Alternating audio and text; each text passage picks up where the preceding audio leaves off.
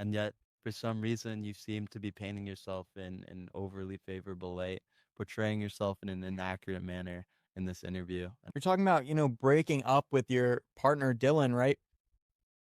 And I guess part of the reason is, don't you think that's your fault in part because you're out here, saying stuff you really shouldn't be when you're drunk, you're under the influence, right? That's I mean, putting it that question. it's But right. I mean, I I wasn't there that night, but that's what it sounds like. Is Conveniently kind of brushed over some things, yeah. I mean, you're specific leaving out details details. around the lawyers, the litigation, the Yeah, and money.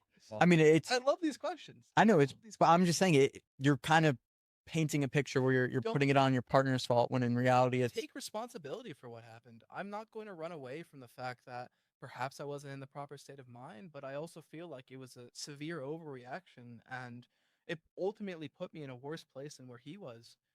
His worst outcome was potentially hearing some emotionally damaging things at night, and my worst outcome was I was strung along with no cash, no money, no actual grounded future, and nothing but a huge risk to take. I do you think Dylan really needed to hear those emotionally damaging things like that? well, It doesn't seem like it's related to business. That's you know, Seems I, as if it crosses a line yeah, past exactly. I the mean, business relationship into a point where it might affect a 10 plus year friendship that you guys had, a cherished, loving friendship that almost completely came to an end. And for the foreseeable future, for about 2 months after that, you guys weren't speaking.